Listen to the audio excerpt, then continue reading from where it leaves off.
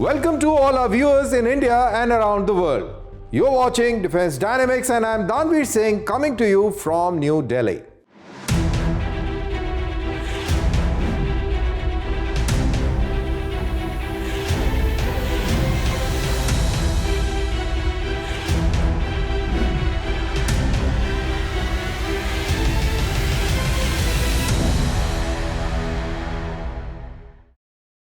In this episode, we talk about the strategic implication as Bangladesh eyes the Eurofighter.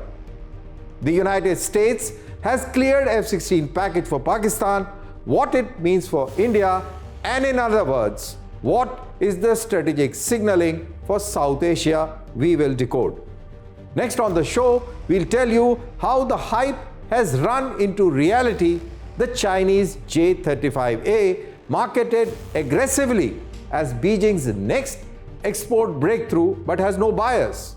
And at the end, in my take, I will tell you how China with its strategic UAVs WZX and GJX signal a push to dominate the pre-war battle space and why it is not such a challenge for India. But first, the global defense headlines. India marked Vijay Diwas with reception at Army House, commemorating the Armed Forces' historic victory in 1971 war. President Draupadi Murmu graced the event where cutting-edge drones were showcased, including near space and a troop-carrying tactical drone, as well as a captured Pakistan Yeeha-3 drone seized during Operation Sindoor. The Indian Navy has commissioned its second MH-60R helicopter squadron, INAS 335, at INS Hinsa in Goa. The induction significantly enhances maritime surveillance and combat capability, marking a major step in Navy's aviation modernization. Greece has signed its first ever NH90 support contract with NH Industries. The €50 million 5-year agreement aims to improve helicopter availability by providing spares and maintenance for its fleet of 20 NH90s. Germany's next generation Type 424 intelligence vessel has reached a key construction milestone. The 3 new AGI ships will be replacing aging platforms and feature AI-enabled systems, unmanned assets, and helicopter capability with deliveries scheduled between 2019 and 2031. The United Kingdom and Norway have signed a Luna House agreement to strengthen undersea security amidst growing Russian threat. The pact includes joint undersea warfare vessels, mine countermeasure ships, and coordinated patrols by Type 26 frigates across the strategic GI-UK gap. Bangladesh is preparing for a major shift in its air power trajectory. Dhaka has signed a letter of intent to begin negotiations for the Eurofighter Typhoon, a move that, if finalized, would make Bangladesh the first country outside Europe and the Middle East to induct the advanced Western fighter.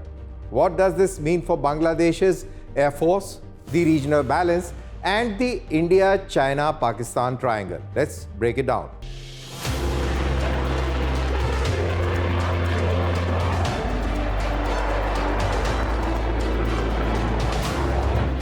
The Bangladesh Air Force has confirmed signing a letter of intent with Italy's Leonardo, the company spearheading Eurofighter Typhoon marketing in Asia. Under the LOI, Leonardo will lead negotiations for supplying Eurofighter Typhoon jets to Bangladesh, a potential deal that could see up to 16 aircrafts inducted, according to local media reports. The signing ceremony took place at Bangladesh Air Force headquarters, attended by Air Chief Marshal Hassan Mahmood Khan and Italy's ambassador to Bangladesh, Antonio Alexandro. While not a contract yet, the LOI marks a strategic intent. For Bangladesh, this is more than a fighter purchase. It signals a potential pivot away from traditional suppliers. Until now, Dhaka's combat fleet has been dominated by Chinese and legacy platforms. One of the other contenders for this deal has reportedly been China's Chengdu J-10C. Choosing the Eurofighter would mean Bangladesh's first major Western fighter acquisition, a significant shift in training, logistics, doctrine, and geopolitical signaling. Earlier this year, Bangladesh Air Force pilots and engineers visited Leonardo's facility at Turin, where they test flew the Eurofighter, a key milestone before the LOI. The Eurofighter Typhoon brings air dominance capabilities, advanced radar, high thrust-to-weight ratio, and multiple role flexibility. For Bangladesh, it would represent a quantum leap in air combat capability, deeper interoperability with Western air forces, access to advanced sensors and weapon ecosystems.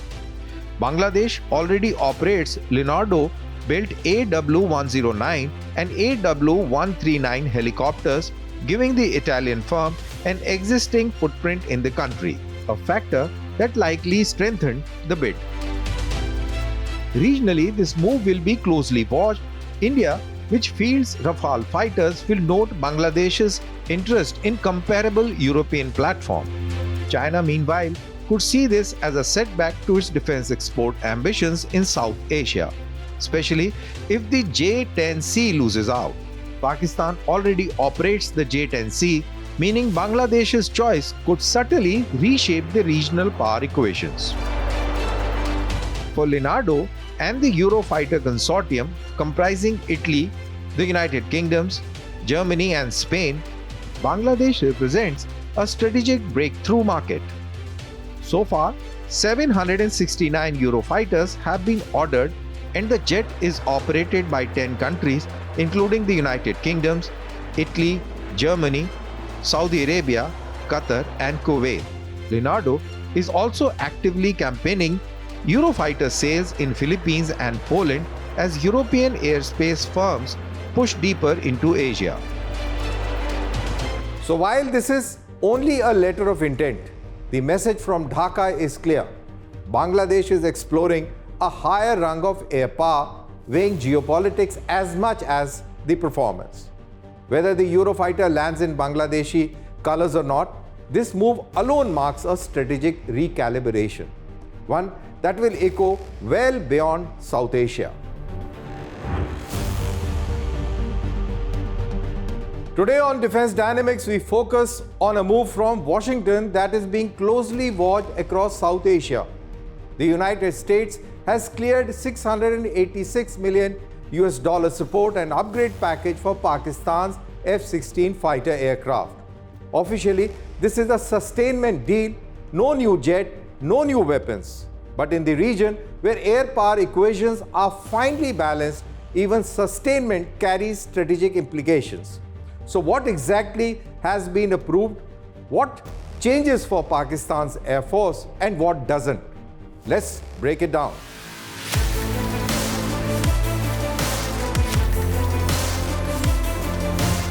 The United States government has formally approved $686 million defense package aimed at modernizing and sustaining Pakistan's fleet of F-16 fighter aircrafts. The approval was notified to the US Congress by Defense Security Cooperation Agency, triggering a mandatory review period before the deal moves forward.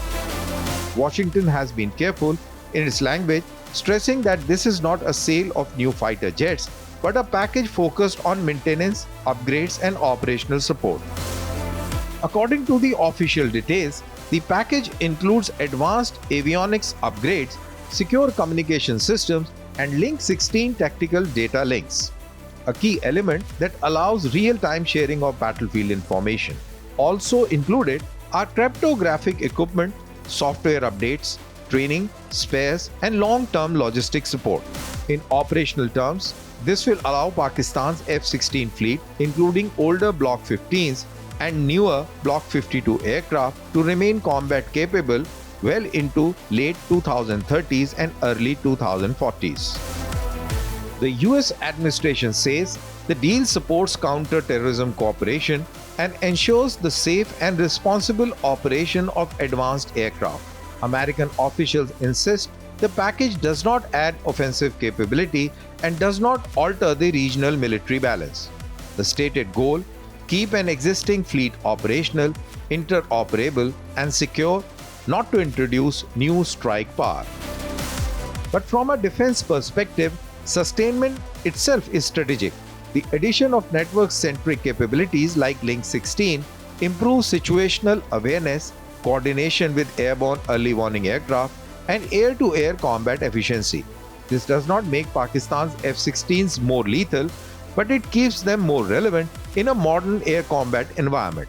In short, Pakistan's Western fighter fleet is not expanding, it is being preserved. In India, the approval has triggered caution, not panic. Indian defense planners point out that the Indian Air Force has already operational experience against F-16s and now fields platforms like Rafale, upgraded Mirage 2000s, Sukhoi 30 MKIs, and a growing indigenous ecosystem.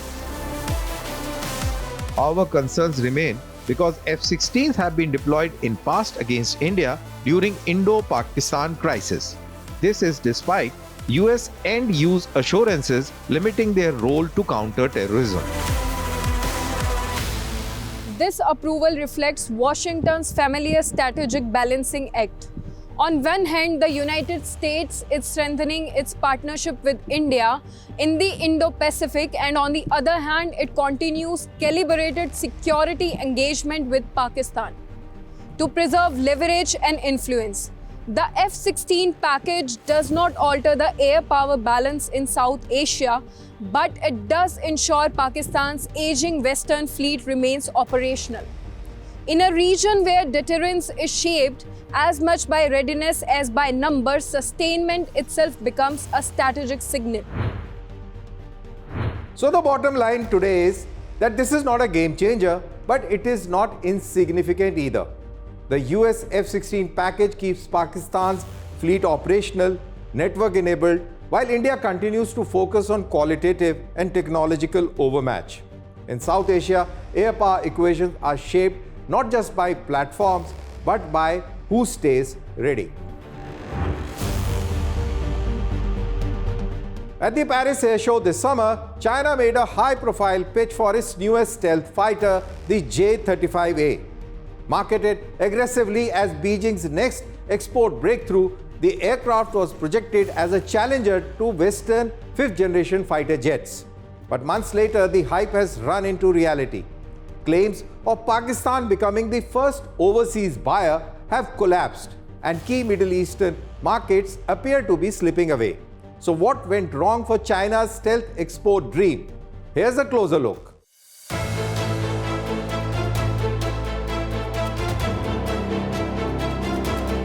At the Paris Air Show, China stepped up its defense marketing in a big way, placing the J-35A stealth fighter front and center. The medium-weight, twin-engine aircraft is designed primarily for air-to-air combat, complementing China's heavier J-20 stealth fighter. With People's Liberation Army Air Force confirming its induction last November, China positioned itself as only the second nation after United States to operate two different stealth fighter types.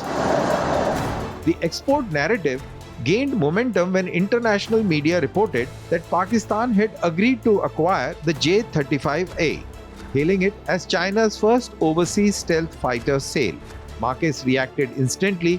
Shares of AVIC's Shenyang Aircraft Corporation jumped nearly 10%, signaling investor confidence in a landmark deal. But the story soon fell apart. Pakistan's Defense Minister Khwaja Asif publicly denied any agreement, calling the reports media-driven hype rather than reality.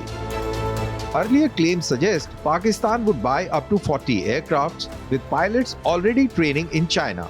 Defense officials now believe those stories were strategically planted, aimed less at Pakistan, more at high-value Middle Eastern buyers, particularly Saudi Arabia, Egypt, and Algeria. The goal: create the impression of momentum and inevitability around China's stealth export program. The fundamental problem is credibility. The J-35A is still undergoing trials, has no combat experience and remains unproven in operational service. Analysts raise questions about its stealth coating, engine performance, and sensor fusion, areas where Western fighters have decades of refinement. For many air forces, integrating an untested Chinese stealth jet carries operational risk, sustainment uncertainty, and geopolitical complications. Saudi Arabia once appeared open to alternatives after facing US restrictions on F-35. China stepped in, offering J-35A fighters, advanced drones, and missile systems during renewed diplomatic engagement. But geopolitics shifted. In November, US President Donald Trump hosted Saudi Crown Prince Mohammed bin Salman, finalizing a pathway for Saudi entry into F-35 program, tied to major Saudi investments in United States. The J-35A's twin-engine design also works against it. Twin engines mean higher acquisition costs, greater fuel burn, and more complex maintenance, making the aircraft less attractive to budget-conscious buyers. And against the F-35, the comparison is stark. The American stealth fighter is operational across 20-plus nations, backed by a mature logistic ecosystem and real-world operational experience. China's challenge is not ambition, it is credibility. Advanced fighter exports demand long-term political trust and operational confidence. Buyers favor suppliers offering proven platforms, reliable sustainment, and predictable geopolitical alignment. The J-35A may attract interest from politically aligned or cost-conscious states, but until it enters large-scale PLA service and demonstrates real-world performance, China's stealth fighter export push remains stronger in messaging than in momentum.